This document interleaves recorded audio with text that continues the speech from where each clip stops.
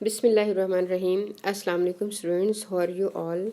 Today I'll complete my previous topic, Hazrat Mujaddid Ali Sani, in the context of two-nation concept. In order to popularize Islam, a number of Muslim reformers and revivers adopted a liberal point of view in their preaching so that a large number of people could attracted towards Islam.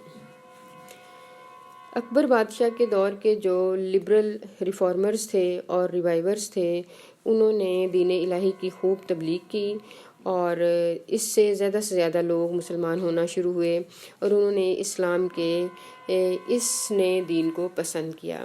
یہ بہت بڑی مذہبی tragedy تھی اور لمحہ فکریہ تھا. لہٰذا اسی چیز کو ختم کرنے کے لیے حضرت مجدد علی ثانی نے اپنی خدمات پیش کیں اور دو قومی نظریے کا تصور دیا کہ مسلمان ایک قوم ہیں اور اسلام کو ماننے والے جو لوگ ہیں جو مسلمان ہیں ان کا اپنا تشخص جو ہے اس کو کسی دوسرے مذہب میں پینیٹریٹ نہیں ہونا چاہیے. دے however were successful to a great extent. انہیں بڑی کامیابی ملی. But at the same time, this liberal approach gave rise to the concept of joint nationalism. جو چیز سب سے بڑی الارمنگ تھی وہ جوائنٹ نیشنلزم تھا. دین الہی کا مقصد ہی یہ تھا کہ جوائنٹ نیشنلزم کو فروغ دیا جائے اور آگے چل کر ہندو اور مسلمان جو ہیں یہ ایک قوم کہلائیں. This trend proved injurious to the separate and distinct national image of the Muslims. مسلمانوں کے نیشنل اور ڈسٹنکٹ منفرد تصور اور دین کے لیے یہ بات بڑی جیپرڈائز تھی. Next, Sheikh Ahmad viewed this trend of society with concern and reached at the conclusion that if Muslims were not alerted against this attitude, they will be doomed forever as a nation. To put an end to this growing trend of joint nationalism, Sheikh Ahmad openly negated the philosophy of Wahdatul Wujud. تو students اکبر نے جو دین الہی دیا تھا وہ کس چیز کو ریپرزینٹ کر رہا تھا؟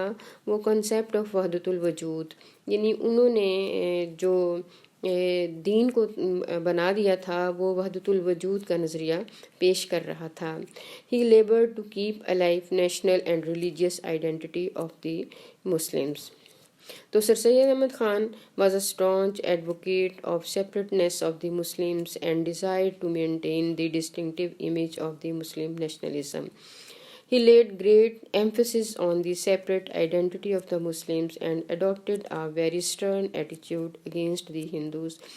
یہی ان کی سب سے بڑی سروس تھی کہ انہوں نے دین اسلام کو بچایا. یہ بات میں آپ کو بار بار سمجھانے کی کوشش کر رہی ہوں. Sheikh Ahmad firmly believed in two-nation theory. He was in favor of maintaining the differences between Hindus and Muslims. He wanted jizya to be reimposed on the Hindus and demanded the destruction of Hindu temples. انہوں نے کیا کہا کہ ہندوؤں کے جو temples ہیں ان کو گرا دیا جائے اور ہندوؤں سے جزیہ لیا جائے، یعنی ان کی اپنی ایک آئیڈینٹی ہے اور جس کو یہ مینٹین رکھیں. یعنی اکبر بادشاہ نے پتہ نہیں کس مائنڈ سیٹ کے ساتھ مذہب دین کو اتنا نقصان پہنچایا تھا. بدلے میں پھر حضرت مجدد علی ثانی نے جو نظریہ پیش کیا دیٹ از کالڈ وحدت الشہود. تو اب میں ایکسپلین کروں گی کہ وحدت الشہود نظریہ کیا ہے اور اس کو کس طرح سے نگیٹ کر کے وحدت الوجود کا نظریہ اکبر بادشاہ نے پیش کیا. دی فلاسفی آف وحدت الوجود was presented by some Sufi of Akbar's time, as you know it. They believed that the entire universe is the symbol of Almighty God. پہلے بھی میں نے آپ کو بتایا کہ جو دین الہی تھا یعنی وحدت الوجود کا نظریہ اس میں یہ تھا کہ ہر چیز جو ہے وہ اللہ تعالیٰ کی ہے and a source of the revelation of God sovereignty, اور یہ اللہ تعالیٰ کے اقتدار کا محض ایک وسیلہ ہے. دی ایڈوکیٹس آف وحدت الوجود بلیوڈ، یعنی دین الہی کو ماننے والے اس بات پہ بلیو رکھتے تھے that there was no living differences between the man and creator. اس بات کو اچھی طرح سے سمجھیں کہ ان کے خیال کے مطابق خالق اور مخلوق کے درمیان کوئی فرق نہیں ہے. And both individual and God are not separated from each other. اور خالق اور مخلوق کو ایک دوسرے سے علیحدہ نہیں کیا جا سکتا، یعنی man and creator. They also believed that every particle of the universe represented the presence of God. کہ دنیا کی ہر چیز جو ہے وہ اللہ تعالیٰ کے وجود کا اظہار ہے. And therefore the worship of God's creative amounted to the worship of God. یعنی اس کا مطلب یہ تھا کہ اگر آپ بادشاہ کی اطاعت کرتے ہو تو آپ اللہ کی اطاعت کر رہے ہو. تو یہ بہت ہی گمراہ کرنے والی اپروچ تھی اور گمراہ کرنے والا نظریہ اور دین تھا. تو پھر سر سید Ahmad Khan openly negated this philosophy and declared it as ultra virus to the principles of Islam. He presented his philosophy of Wahdatul Shuhud. انہوں نے وحدت الشہود کا نظریہ دیا which meant that the creator and creatures were two different and separate entities. کہ خالق اور مخلوق دو علیحدہ علیحدہ اینٹیز ہیں، یعنی اللہ تعالیٰ نے دنیا کی ہر چیز بنائی ہے اور اس کے لیے انہوں نے اپنے نبی اور رسول بھیجے، اور قرآن پاک جو ہے وہ حضرت محمد صلی اللہ علیہ وآلہ وسلم کے تھرو ہمیں یہ انتہائی سب سے دنیا کی بہترین ہولی بک ملی ہے، اور اس میں کسی طرح کی کوئی ایسی بات شامل نہیں کی جانی چاہیے جس سے اس کی تحریم، اس کی عزت اور اس کے نزول کو کوئی خطرہ ہو. کیونکہ قرآن پاک میں خود اللہ تعالیٰ نے فرمایا ہے کہ اس کتاب کی حفاظت کا ذمہ میں نے خود اٹھایا ہوا ہے. تو یہی ٹو نیشن تھیوری ہے کہ اس میں کسی قسم کی کوئی تبدیلی جو ہے وہ نہیں آنی چاہیے.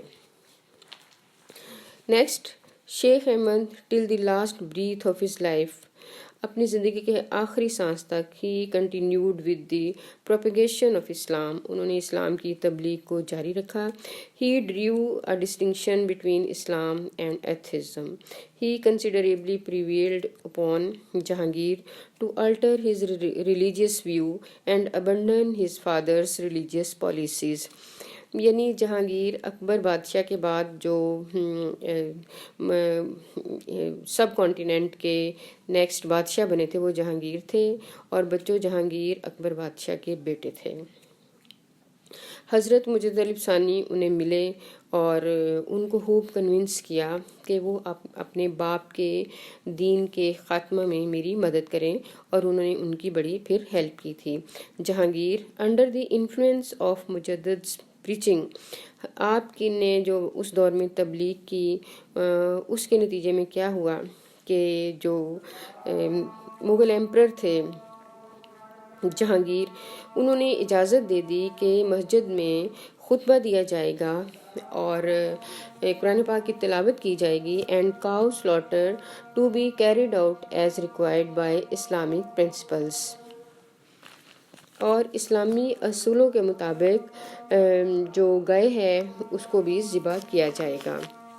Jahangir also agreed to the construction of a big mosque on the advice of Mujaddid. آپ کے کہنے پر جہانگیر بادشاہ نے ایک بہت بڑی مسجد کی تعمیر کا بھی حکم دیا تھا.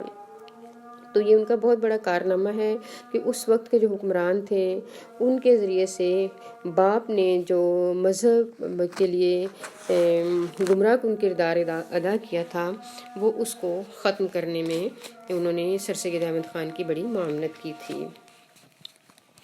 حضرت مجد الف ثانی was the great powerful religious personality in the history of India. He was widely a magnetic orator. بہت بڑے خطیب تھے. He got an opportunity in a liberal atmosphere in Jahangir's reign to use the powerful pen to denounce Akbar's religious innovations. یعنی انہوں نے اپنی قلم کے طاقت سے جو ہے اکبر بادشاہ نے ہمارے دین میں جو کچھ کیا انہوں نے اس کی بہت مذمت کی، اس کی بڑی ملامت کی تھی. آپ ایک ایسے انسان تھے تاریخ کے جنہوں نے مذہب کے لیے اپنے تن من کی بازی لگا دی تھی. He is considered as a pioneer of Muslim self-assertion by denouncing un-Islamic practices. After living for 3 years with Emperor Jahangir, آپ جہانگیر بادشاہ کے ساتھ 3 سال تک رہے. حضرت مجدد sought permission to leave for Sirhind. انہوں نے ان سے اجازت چاہی کہ اب وہ سرہند شریف جانا چاہتے ہیں. where he passed away on December 10th 1626 and was buried in Sirhind. یعنی 10 دسمبر 1626 میں ان کا انتقال ہوا اور ان کو سرہند شریف میں ہی دفن کیا گیا اور وہیں پر پیدا ہوئے تھے. تو اسٹوڈنٹس آپ یہ دیکھیں کہ جب انسان کسی کام کے لیے محنت کرتا ہے تو اس کو پھر کتنی کامیابی ملتی ہے. حکمرانوں کے ذریعے سے اپنے مقاصد میں کامیابی کرنا اور بیٹے سے باپ کے کیے ہوئے کام کی تلافی کرانا، یہ حضرت مجدد الف ثانی کا ایک خاص وصف تھا اور انہوں نے ہمارے دین کو بچایا. Thank you.